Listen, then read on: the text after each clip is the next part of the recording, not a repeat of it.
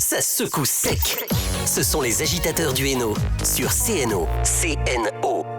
De retour sur CNO, nous avons le plaisir d'accueillir Vincent et Mathilde pour la ferme du Lion. Bienvenue à tous les deux.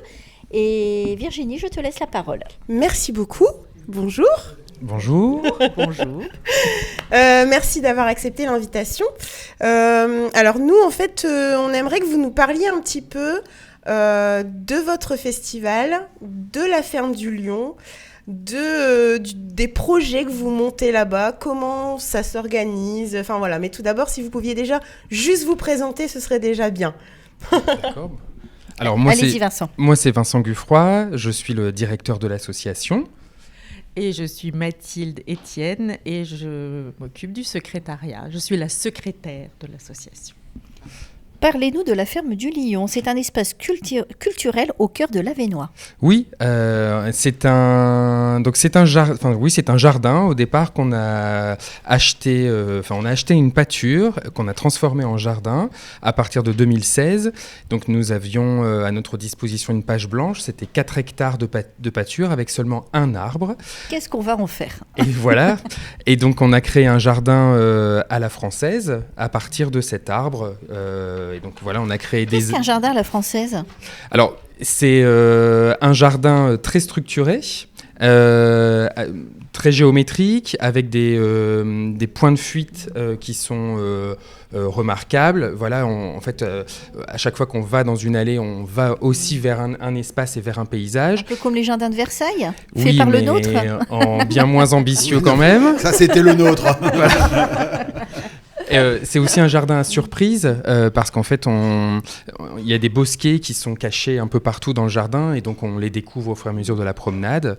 Et c'est aussi un jardin dans lequel finalement il n'y a pas beaucoup de fleurs, mais ce sont surtout des structures végétales. Voilà pourquoi on a choisi ça, parce qu'on aimait ça et parce qu'au niveau de l'entretien, c'est un peu plus facile finalement de gérer un jardin comme ça qu'un jardin à l'anglaise. C'est quoi alors l'inverse du jardin à la française ? C'est un jardin à l'anglaise, bordélique Le jardin à l'anglaise n'est pas bordélique du tout. Il est très savamment oui, étudié. très savamment. Non, mais c'est puisque j'en ai visité aussi, oui. Et c'est pour ça que je dis ça. Et ça me rappelle aussi un film que j'avais vu qui parlait justement des jardins à l'anglaise, où il y a beaucoup plus de fleurs et puis il y en a de très très beaux en même temps. Alors, dans le jardin à l'anglaise, il y a également beaucoup d'étendues sur lesquelles il n'y a pas forcément de fleurs. C'est aussi l'organisation des arbres, mais on n'est pas dans un rythme ou une structure aussi géométrique ou, j'oserais dire, peut-être figée que dans le jardin à la française. Le jardin à l'anglaise essaie de reproduire une espèce de nature fantasmée. Je viens de me rappeler du nom du film, c'était Meurtre à l'anglaise de Peter Greenaway. Je sais pas Meurtre dans un jardin anglais. Meurtre dans un jardin anglais, oui, non, c'est pas ça. C'est Meurtre dans un jardin.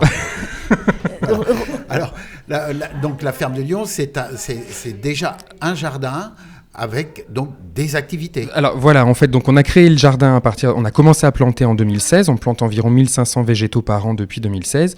Aujourd'hui, le jardin est bien structuré, il est bien visible. Et en fait, dès le départ, on s'est dit que c'était dommage de garder ce jardin pour nous deux, parce qu'on est deux propriétaires de ce jardin. Et donc, on a décidé de créer une association et de tout de suite l'ouvrir au public et de faire des activités et organiser des événements. Et donc, on a organisé le premier événement qu'on ait fait, c'est le festival. Donc, en 2016, au départ, c'était un tout petit festival avec seulement 6 artistes. Il n'y avait pas de jardin, on avait juste tendu des chemins, voilà, et les artistes étaient là. Et maintenant, donc, on est arrivé au 7e festival et on a beaucoup plus d'artistes et beaucoup plus de spectacles. Beaucoup plus de végétation également. Hein, oui, s'il y a 1500 plantes qui sont mises, il doit y avoir beaucoup de végétation. Alors, les artistes, c'est quel type d'artistes que vous allez recevoir ? Alors, dans l'absolu, on peut recevoir tous les types d'artistes. On souhaite vraiment avoir un festival éclectique. Donc, on n'a pas de thématique vraiment précise. On essaie vraiment d'avoir quelque chose de très ouvert. Mais cette année, donc on a au niveau des artistes plasticiens, des artistes qui font de l'artisanat, et on a des artistes de spectacle vivant. Dans les plasticiens, donc on a des peintres, des artistes qui font de la sculpture, peinture, de la céramique, de la mosaïque, de la photo, qui travaillent le verre, le dessin. Dans les artisans, on a beaucoup de fabricants de bijoux, des fabricants de toutes sortes de choses de création, de la peinture, de la mosaïque, de la céramique, des tourneurs sur bois. Et depuis 3 ans maintenant, on a vraiment essayé d'ouvrir le jardin au spectacle vivant en proposant une programmation avec des spectacles toute la journée. Donc cette année, ça a pris encore plus d'ampleur. On a plus de 12 spectacles finalement qui vont être réalisés sur l'après-midi du festival, sur 4 scènes différentes qui sont installées dans le jardin. Disséminées dans le jardin. Et Exactement. vous disposez, si j'ai bien compris, d'un amphithéâtre, c'est ça? Alors, on a une ébauche d'amphithéâtre de verdure. On aimerait bien le réaliser totalement et faire de vrais gradins, une vraie scène. Pour l'instant, c'est quelque chose en pelouse, à l'état de projet. Les plans sont faits, mais il nous faut des financements. Et vous prévoyez d'accueillir combien de personnes dans cet amphi? Lorsqu'il sera réalisé, entre 100 et 150. Et là, actuellement, vous pouvez accueillir combien de personnes dans votre jardin? Pour les spectacles, le festival? C'est pas, on limite pas, c'est pas limité. Plus il y aura de monde, plus Oui, c'est ça. Dans la mesure où le festival se déroule sur un peu plus d'une demi-journée, hein, puisque ça commence en milieu de matinée. Les gens viennent, passent quelques heures, repartent. Donc, il est un petit peu difficile de dire à un instant T combien il y a de personnes. C'est vrai que dans l'après-midi, on peut compter au moins 2000 personnes, voire davantage. On a toujours eu un peu de mal à comptabiliser exactement avec précision, même si on a eu des velléités d'avoir des gens avec des petits clics. Oui, parce que ce qu'il faut préciser, c'est que c'est gratuit. Voilà. Et que du coup, vous ne pouvez pas vraiment comptabiliser le nombre de personnes qui viennent payer leur entrée. Tout à fait. Ouais. Et il y a au moins 2 entrées au festival, donc c'est pas évident de vraiment contrôler absolument toutes les entrées. Et tous les artistes que vous nous avez cités, ils viennent tous du coin, du territoire, ou ils viennent d'ailleurs? Alors également? oui, on essaie vraiment d'avoir un maximum d'artistes locaux. Donc les artistes plasticiens et les artisans viennent vraiment du coin, ou au plus loin, c'est le nord ou le début du Pas-de-Calais. Par contre, pour les spectacles vivants, c'est un petit peu plus loin, mais à peine. On essaie vraiment d'avoir des artistes locaux. Alors, c'est quoi exactement alors les spectacles vivants? Alors, donc alors, encore une fois cette année, la restitution du Cléa du Pays de Mormal se réalise au moment du festival. Donc le Cléa, c'est un dispositif qui est connu maintenant et qui permet... Expliquez quand même ce que c'est, s'il vous plaît. Bien sûr, qui permet à la communauté de communes du Pays de Mormal d'accueillir, alors cette année, 3 artistes. Un partenariat avec les artistes. Voilà, en fait, c'est ça, c'est une résidence sur le long terme. Donc là, ça dure 5 mois. Et pendant 5 mois, donc là, ils sont 4 artistes. Les 4 artistes travaillent au maximum avec les écoles, les associations, les maisons de retraite, enfin tous les acteurs du territoire. Le Pays de Mormal, c'est un grand territoire puisqu'il y a 53 communes. Donc les artistes qui sont sélectionnés pour le Cléa ne chôment pas et travaillent donc avec tous ces acteurs. Et l'idée d'un Cléa, c'est de réaliser des choses donc entre le mois de février et le mois de juin avec ces différents acteurs pour faire une restitution finale avec un maximum d'acteurs. Et donc cette restitution va se faire à l'ouverture du festival à 11h le 2 juin. Donc ça c'est un gros morceau. Ensuite on a de la musique avec un concert qui aura lieu durant le temps du midi, un concert aussi durant l'après-midi avec un artiste qui joue des coquillages. En fait il récupère des conques de différentes formes et tailles et qu'il transforme en instrument de musique, et donc voilà, il va jouer. C'est quoi un conque? C'est un très gros coquillage, les fameux coquillages dans lesquels on écoute la mer, enfin voilà, ce genre de choses. Oui. Voilà. Oui, soi-disant la mer, on sait très bien qu'elle c'est ce qu'on appelle en Bretagne un bernicle, en fin de compte, en plus gros. En très gros. Enfin, les gros coquillages, il faut les trouver quand même. Hein, Oui, non, ils ne viennent pas de l'Escaut. Voilà, non, c'est sûr et certain, ça pas vient local. pas de l'Escaut, ça. Non, ça doit venir aller un tout petit peu plus loin que l'Escaut. Voilà, ensuite on a également donc, une compagnie qui s'appelle Les Conteurs et électrique est une compagnie du coin, de Gomny, qui fait du théâtre d'improvisation. Et donc, ils vont venir faire des matchs d'impro. On a une clown burlesque, coach de vie, qui propose une balade loufoque. Donc là, c'est participatif avec du public. On a également un gros spectacle d'artistes qui nous viennent de Lille, donc ce sont des danseurs, jongleurs et chanteurs qui vont prendre place donc dans la pâture de la ferme du Lion et qui vont monter un mobile géant en bois de plusieurs mètres d'envergure, tout en dansant, en chantant et en jonglant autour. Et enfin, on a une dame qui fait des bulles, qui vient buller. Donc, si vous voulez venir buller dans les jardins de la ferme du Lion. Mais en plus, c'est très artistique, ça, de faire des bulles. C'est très joli. C'est vrai que c'est très beau. Ouais. C'est très poétique, en fait. Et ça plaît énormément aux enfants. Voilà. Et ça, même c'est participatif. Oui, même aux grands.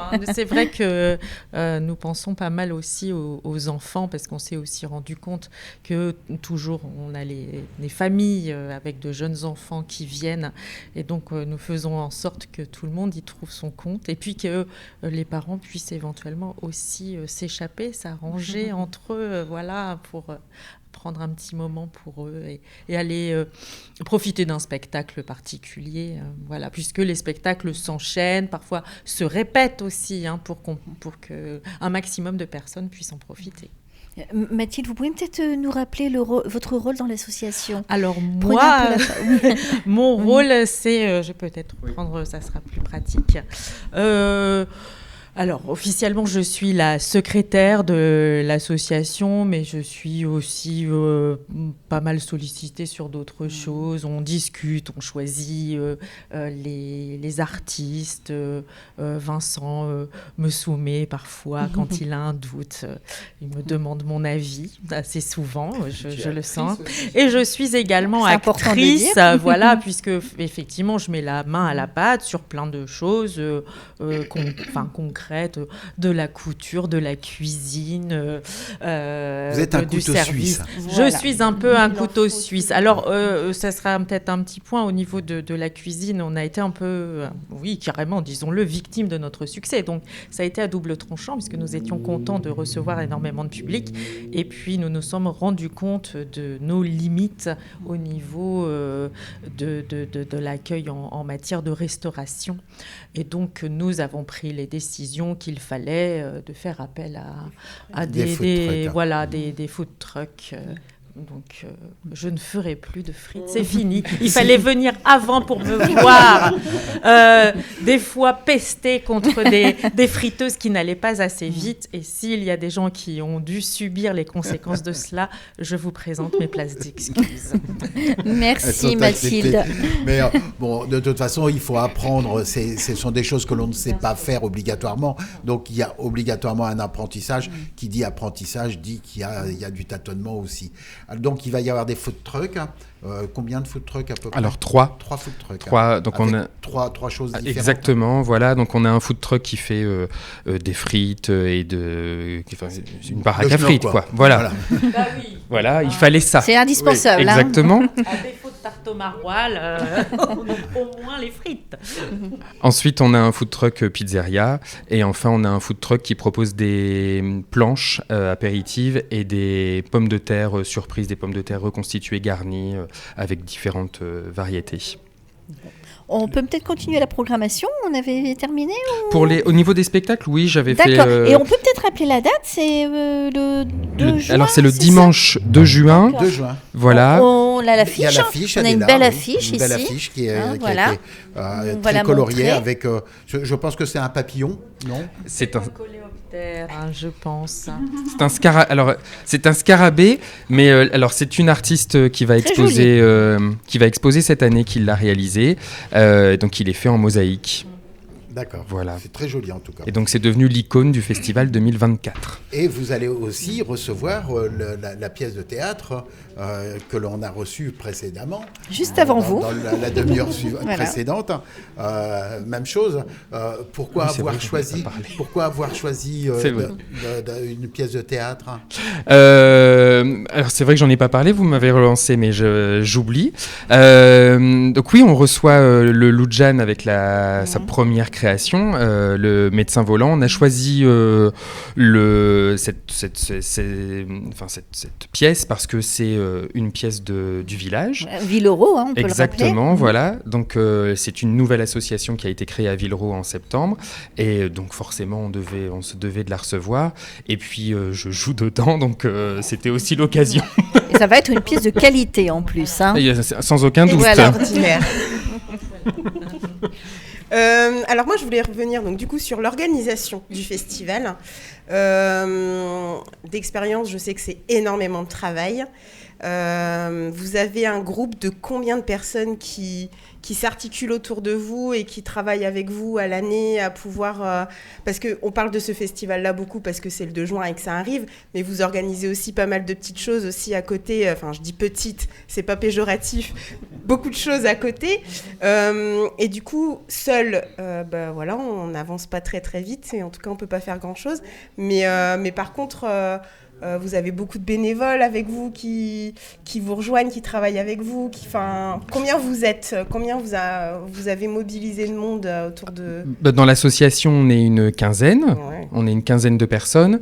En fait, ça s'articule plutôt bien en fonction des événements.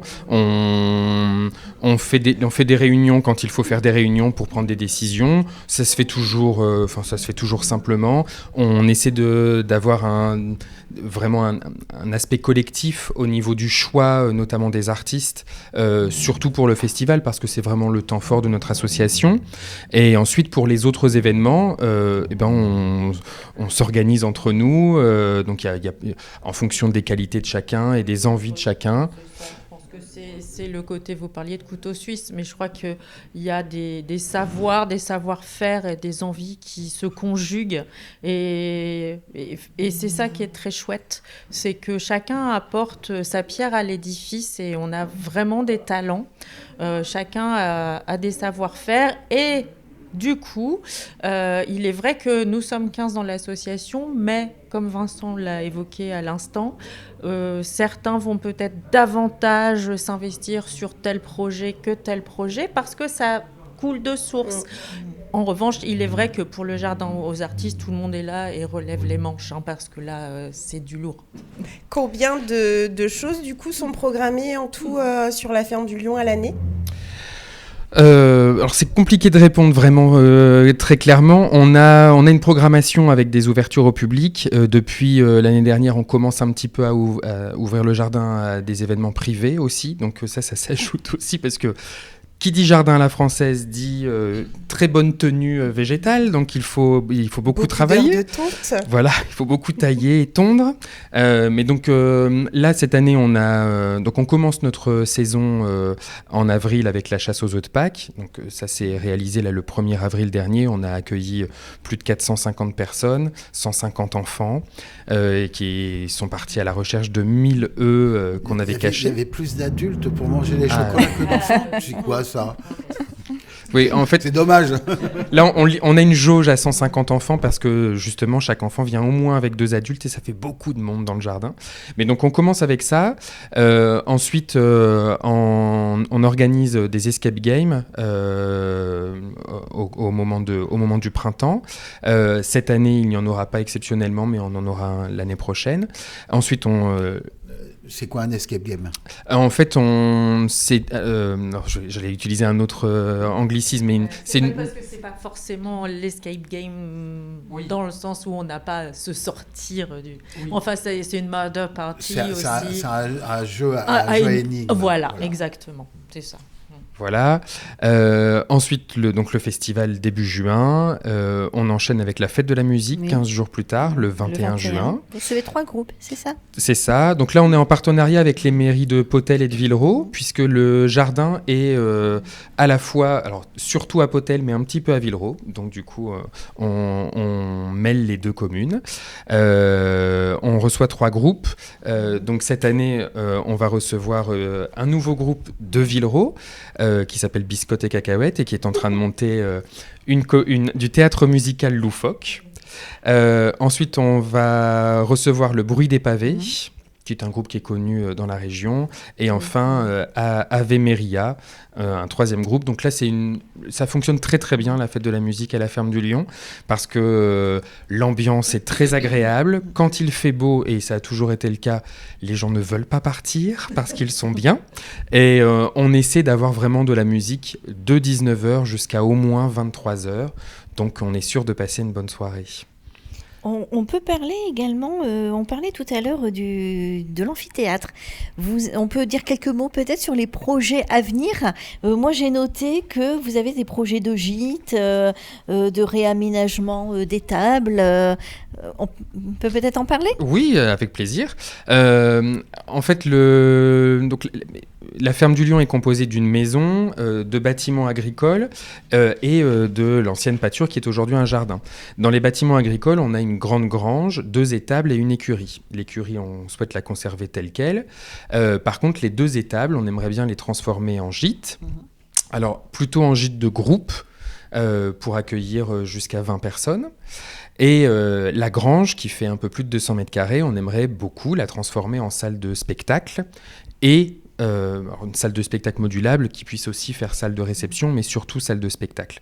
Mais pour cela, il nous faut de l'argent, et donc j'en appelle à vos dons. Bah voilà, on passe un petit message. Il y a personne qui vous suit ou la région Vous avez des partenaires ? Oui, on a des partenaires. On est subventionné par le département, par la commune de Villeroy, par celle de Potel, surtout par le Pays de Mormal, qui nous soutient beaucoup et surtout depuis cette année. Mais c'est difficile d'y arriver, quoi. Ah bon, on n'a pas du tout les sommes nécessaires à... Après, on évoque des chantiers participatifs aussi, avec des bénévoles. Oui, mais on a réalisé des chantiers participatifs, notamment autour de la mare et du potager, lorsqu'on les a créés. Mais là, c'est vraiment un chantier très important. Travail. Là, on a, il y a besoin d'artisans, etc. Donc, voilà. On peut faire beaucoup nous-mêmes. La maison, on l'a réhabilitée en grande partie nous-mêmes. Mais là, en plus, il faut respecter des normes spécifiques. Oui, tout à fait. Et puis, c'est vraiment très grand. La charpente est à 12 mètres. Là, c'est compliqué de faire les travaux vraiment seul. Donc, il va falloir passer par des entreprises. Voilà, donc c'est un appel aux dons. Voilà. Vous pouvez tout à fait venir au festival, profiter du lieu, puis je ne sais pas, peut-être tout d'un coup nous glisser une petite enveloppe. Ça serait très apprécié. Il y aurait supplément mayonnaise ou chantilly ou je ne sais pas, vraiment. Surtout que comme c'est gratuit, voilà. Mais voilà, c'est ça, il faut avoir conscience. Oui, parce que le festival est gratuit, mais par contre, nous payons tous les spectacles. Bien sûr. Les spectacles sont payés. Donc voilà, il faut que ça tourne aussi. Ouais, c'est là que je voulais en venir tout à l'heure, justement, avec les différentes manifestations que vous organisez dans l'année. C'est aussi un moyen pour vous de financer et de laisser gratuit le festival. Je pense que c'est une volonté de votre part. Exactement. De le laisser gratuit. Oui, parce que les artistes ne nous demandent pas des sommes extraordinaires, mais ils nous coûtent quand même assez cher.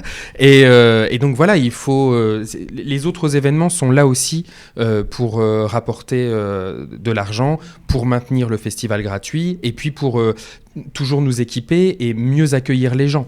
Depuis 2 ans, on a acheté un grand chapiteau parce que nous sommes dans le Nord, et puis même si on n'était pas, il faut quand même se protéger. On a du matériel à acheter, il y a des toilettes sèches à créer. Enfin voilà, il y a pas mal de choses pour accueillir les gens le mieux possible, et forcément, ça demande du budget.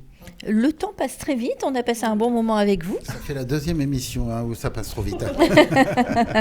On rappelle rapidement que ce sera le 2 juin, donc à la ferme, dans les jardins de la Ferme du Lion, à Villeroy.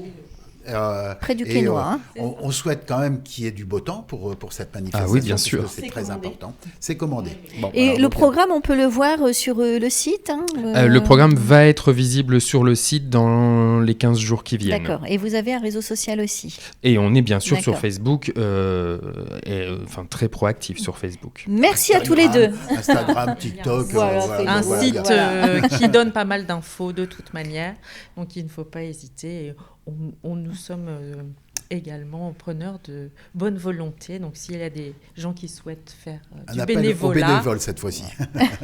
Merci à tous les deux et bon festival. Merci Revenez beaucoup, quand merci de vous nous voulez. avoir accueillis. Les agitateurs du Hainaut est rediffusé le dimanche entre 22h et 23h. Vous avez la possibilité de nous suivre sur YouTube Live et Facebook Live. Retour du Réveil en Rire, présenté par Patrick jusque 13h sur CNO. Ça secoue sec. Ce sont les agitateurs du Hainaut sur CNO. CNO.